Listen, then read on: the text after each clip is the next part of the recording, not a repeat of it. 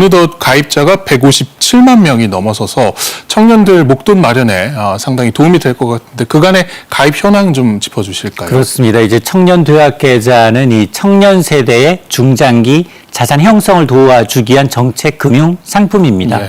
말씀하셨던 것처럼 가입자가 매달 70만 원씩 가입을 하게 되면 기본적으로 은행 이자, 여기다 정부의 기여금이 있고요. 이자 소득에 대해서는 비과세됩니다. 그러니까 5년 동안 총 5천만 원의 목돈 만들어 주는 것이 특징인데 올 한 해 동안만 신규 가입자가 106만 명, 꽤 많은 사람이 늘었고요. 올해 말 기준 누적 157만 명이 가입을 해서 가입 대상 청년이 한 600만 명인 걸 감안하게 되면 청년층 4명 가운데 한 1명 정도 이상이 가입을 했습니다.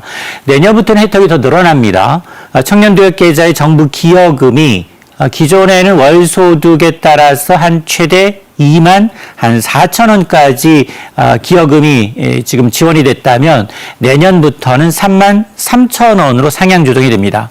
이걸 이제 일반 적금 상품과 이율을 좀 비교하게 되면 현재는 기존에는 한 연 최대 8.87%도 굉장히 높지만 내년부터는 9.54% 거의 두 자릿수 가까이 늘어나게 됩니다.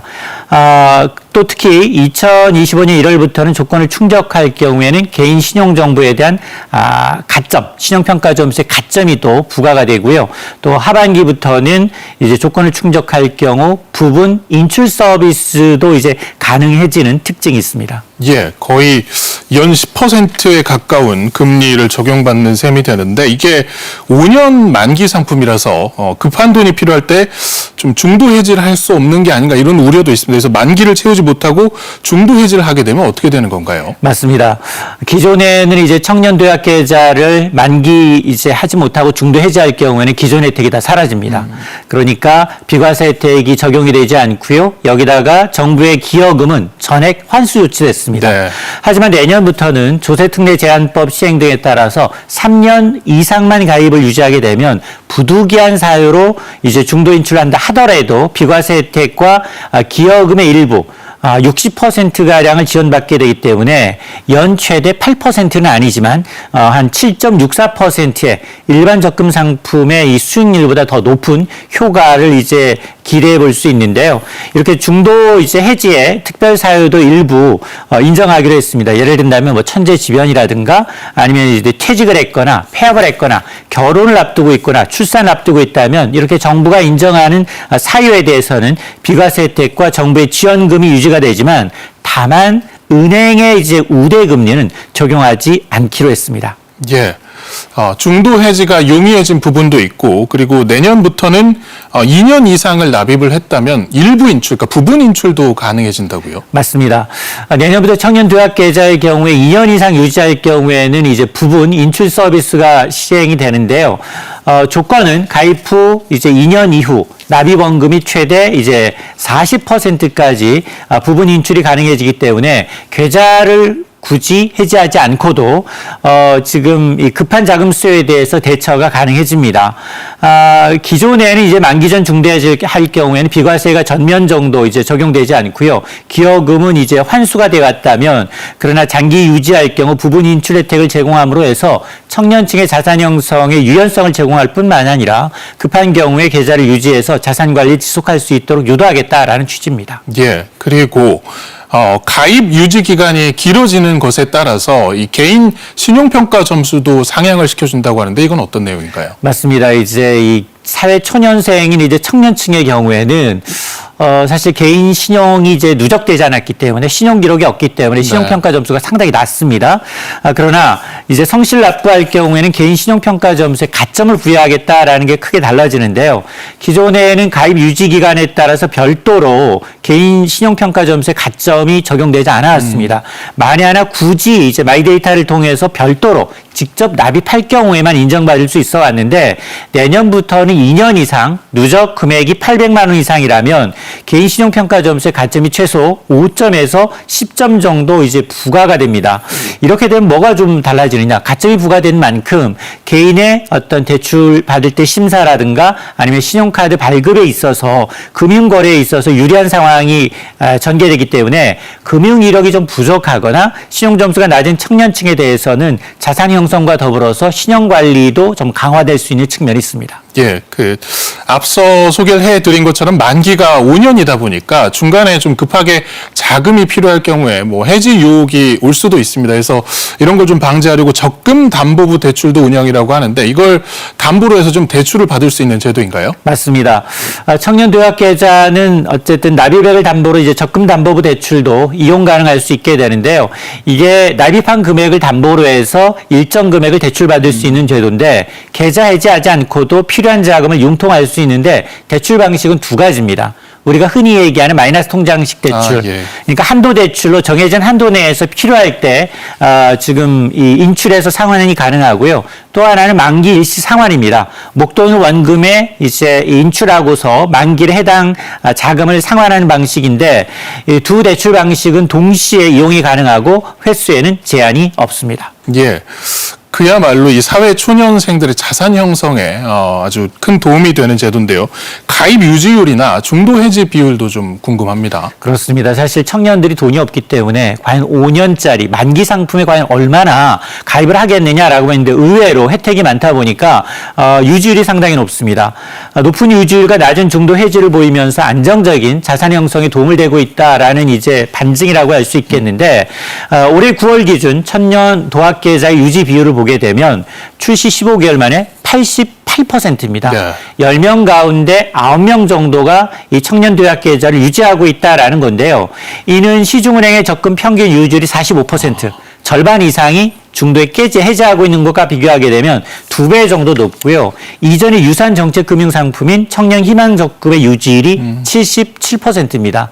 4명 가운데 1명꼴로 이제 해지를 했다면 이거보다 더 높기 때문에 실질적인 어떤 청년층의 안정적인 자산 형성과 더불어서 이 지원하는 효과가 더 강화가 되게 되면 아마 계좌 가입률 유지, 해지율은 낮아지고 유지율은 더 높아질 것으로 기대가 됩니다. 예, 청년 도약 계좌 이 가입 조건이 근로나 사업 소득이 있는 경우에 해당을 합니다. 그래서 이 가입 기간 내에 근로를 상실을 하거나 또는 이 사업장을 접어야 하는 분들은 어떻게 되는지도 좀 궁금한데요. 맞습니다. 사실은 이제 청년 도약 계좌의 경우에는 가입한 이후에 근로나 사업 소득이 중단되더라도 계좌는 유지가 가능합니다. 뭐 실직했거나 소득이 중단된다 하더라도 계좌는 해지하지 않고 이제 유지가 가능하다라는 건데요.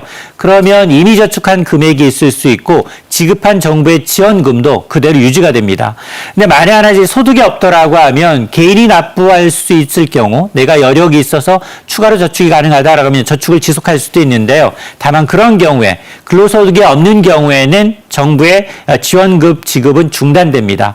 또한 이제 소득의 변동이 생긴 경우에는 해당 은행이나 서민금융진흥원에 문의해서 안내를 받아야 합니다. 왜냐하면 이제 근로중단 시에는 계좌 유지는 되지만 이미 적립된 자산과 혜택은 이제 보장이 되기 때문에 그런데 다만 이제 정부 지원금이라는 게 소득 상태에 따라서 조금 달라질 수 있기 때문에 주기적으로 본인이 좀 확인하고 상담이 좀 필요한 상황입니다. 예, 계약 기간 내에 사실 납입 금액이 좀 부족해서 납입을 하지 못하는 경우도 발생을 할 수 있을 것 같습니다. 그래서 이번 달에 혹시 못 내면 다음 달에 내더라도 이 조건이 좀 계속 유지가 되는 건가요? 일단 청년 이제 도약 계좌의 경우에는 납입을 중단해도 계좌는 해지가 되지 않습니다.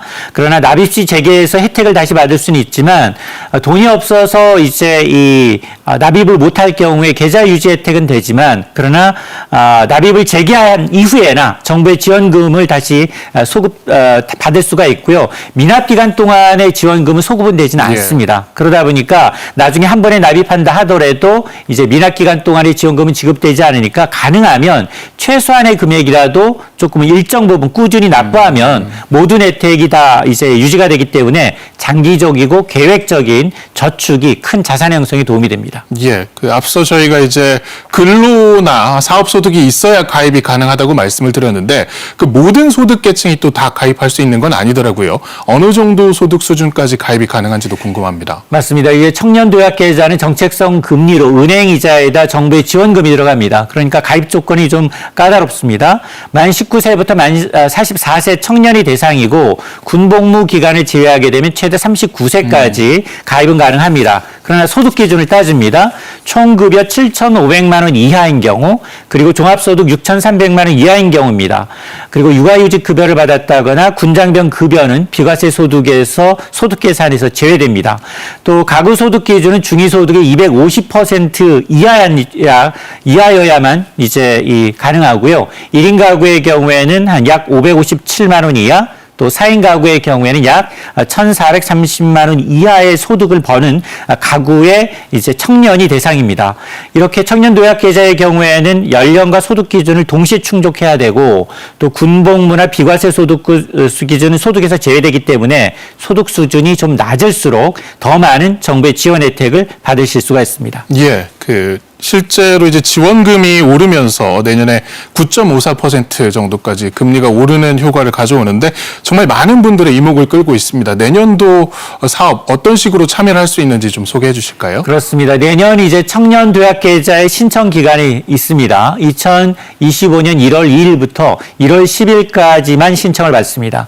신청 방법은 이제 은행 영업정을 방문하거나 아니면 모바일 앱을 통해서도 신청이 가능하고요.